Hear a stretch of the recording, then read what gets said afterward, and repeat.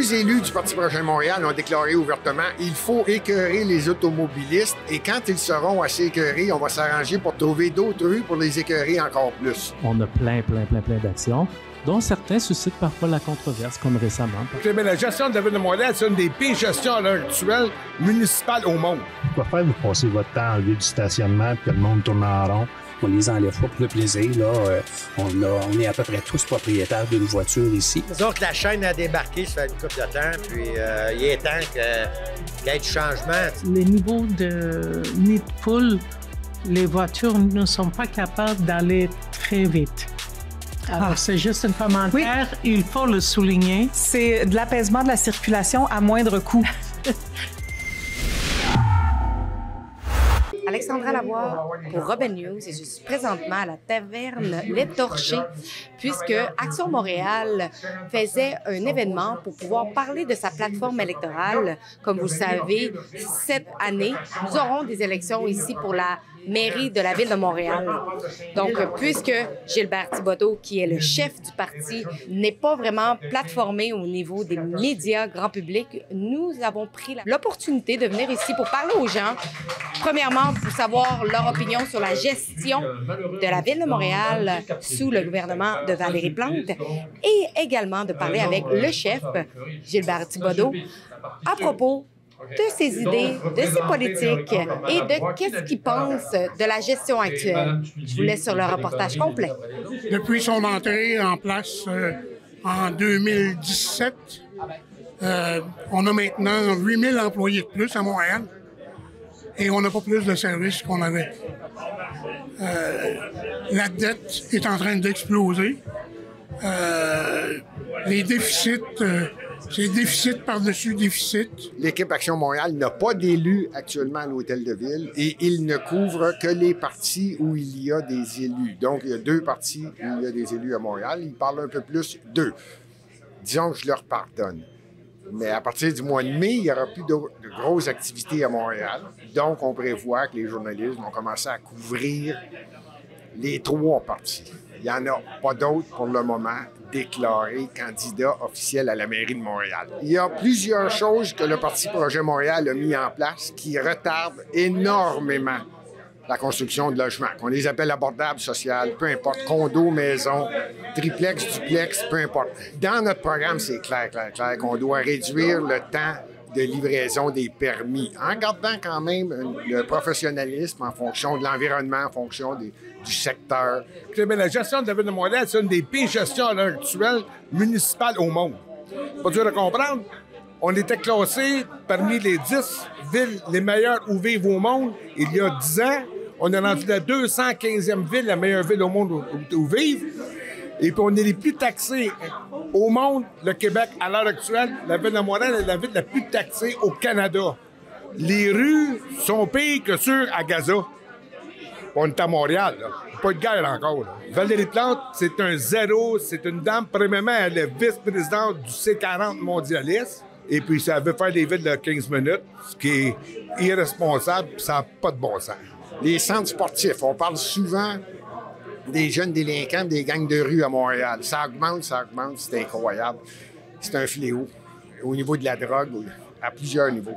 On veut avoir un centre sportif connu et reconnu dans chacun des arrondissements de Montréal pour aider les jeunes à sortir de la rue. On le sait, un esprit sain dans un corps sain.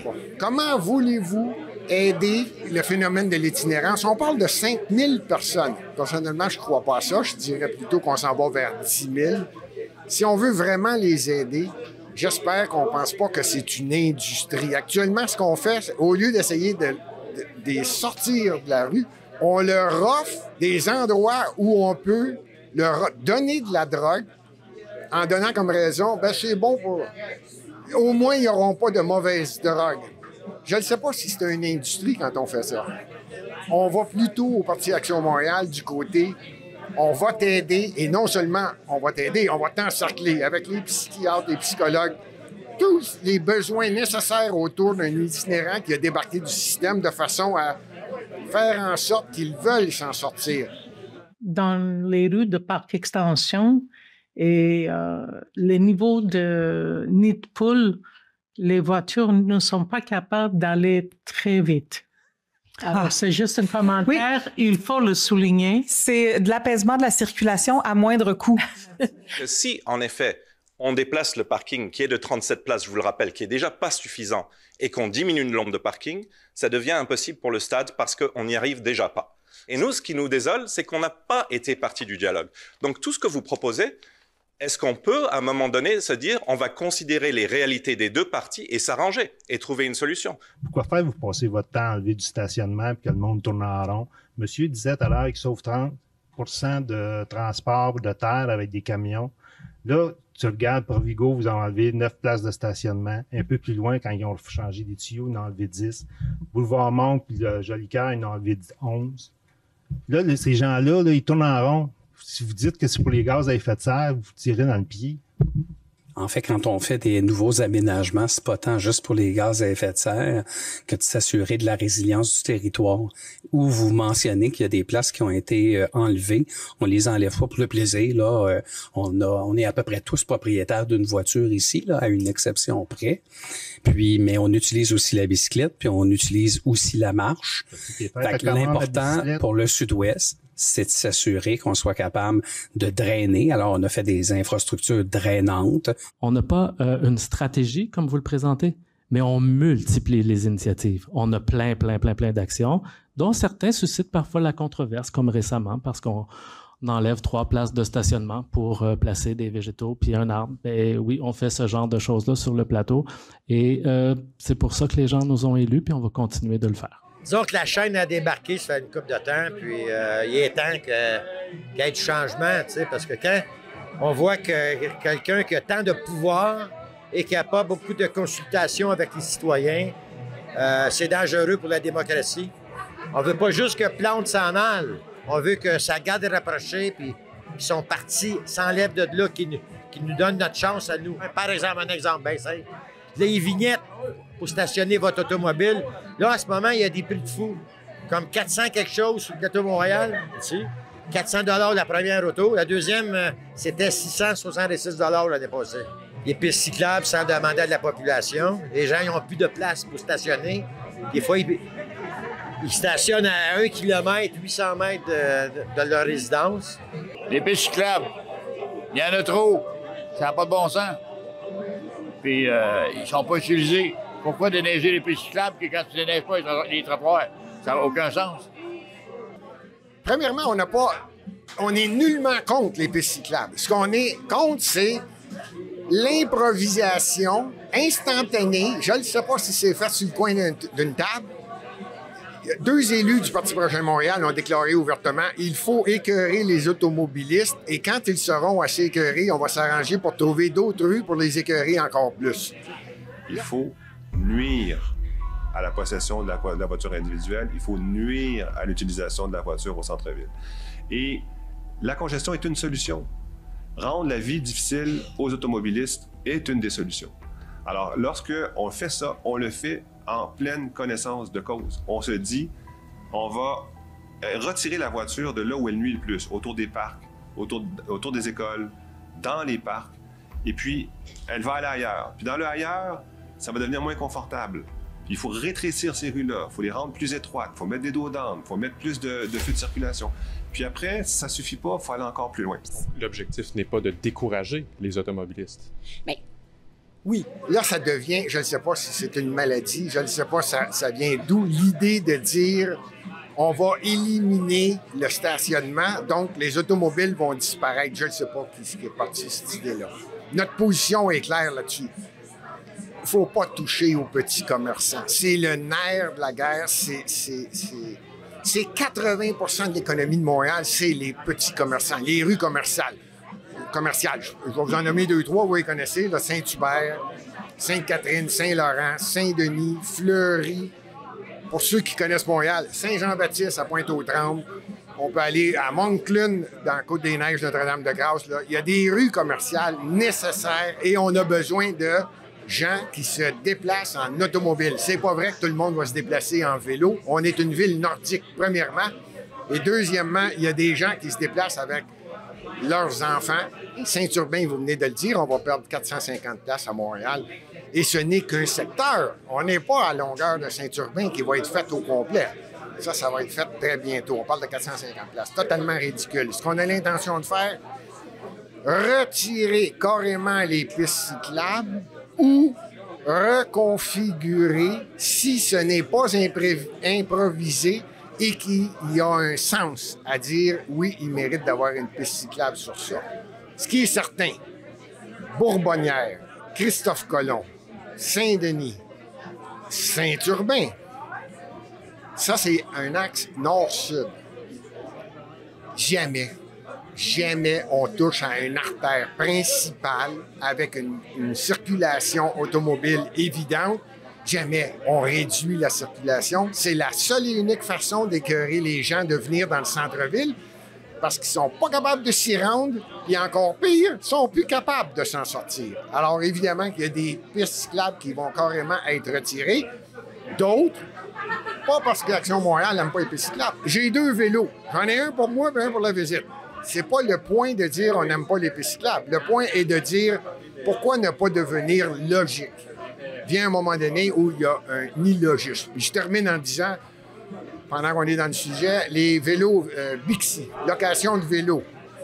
Il n'y en aura pas durant l'hiver, du 15 décembre au c'est 15 mars, remettre ses pneus. Alors, du 15 décembre au 15 mars, il n'y aura pas d'allocation de vélo. Ça coûte plus cher. Essayez de mettre dans la tête aux gens que les gens adorent faire du vélo l'hiver. Ça coûte 2 à 2,5 millions de dollars par année, juste ces 3 mois-là d'hiver, pour louer, installer toutes les stations de vélo Bixi et d'envoyer quelqu'un nettoyer après les tempêtes de neige. C'est ridicule. Dans le programme, c'est clair qu'aucun parcomètre sur tout le territoire de Montréal va coûter plus cher que 2 $ de l'heure et aucun parcomètre va être ouvert du vendredi soir 9h au lundi matin 9h, de façon à redonner la chance aux commerçants de recevoir des touristes qui viennent de l'extérieur. Des projets comme le projet de fermeture de Camillien-Wood qui va coûter 100 millions. On veut fermer le chemin. On met des blocs de ciment en bas. On l'a fermé le chemin. On n'a pas besoin de dépenser 100 millions pour pouvoir changer et enlever le chemin. On sait qu'il y a une grosse critique au niveau de l'augmentation des taxes municipales de la ville, sauf qu'une diminution des services rendus. On le voit juste avec les vidanges qui ont été maintenant repoussés à 2 semaines. Il y a eu beaucoup de personnes qui se sont plaintes de ça. Vous, à Action Montréal, pour donner un service convenable aux citoyens, tout en... Je ne sais pas ce que vous allez faire avec les taxes, mais si vous baissez les taxes, comment vous allez faire pour couper ailleurs pour faire en sorte que vous y arrivez dans le budget? Le but, c'est pas de réduire. Je comprends le point, puis il y a beaucoup de gens qui disent au Parti Action Montréal, à moi et à certains candidats, allez-vous réduire les taxes? On va y aller dans l'ordre. Premièrement, il ne faut pas mentir. Réduire les taxes, c'est une belle menterie à court terme. Une fois en place, c'est de voir les dépenses superflues, non nécessaires et ajoutées. Je disais tout à l'heure, 295 millions dans le bunker du maire. Aujourd'hui, c'est 881 millions. Est-ce qu'on a plus de services? Ça coûte 550 millions de plus.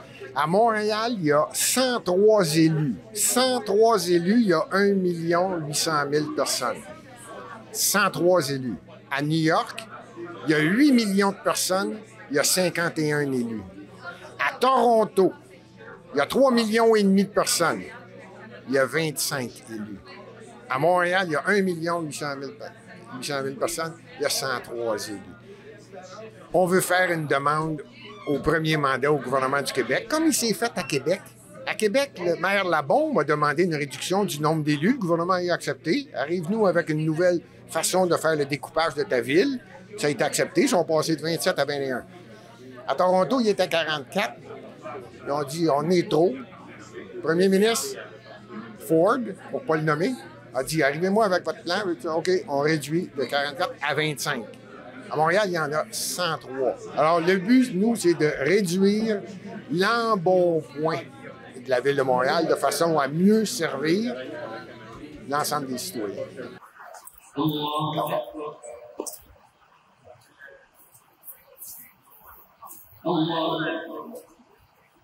sais, Gilbert, on fait quoi avec les prières de rue? Là? Ce qu'on appelle l'islamisation, certains appellent ça comme ça. Tenez-vous bien, il n'y a aucune réglementation à Montréal qui couvre ça. Et au Québec, il n'y a aucune loi précise concernant justement les prières de rue. Donc, la porte est ouverte à n'importe quelle administration qui est élue à Montréal, dont Parti Action Montréal va gagner, vous le savez.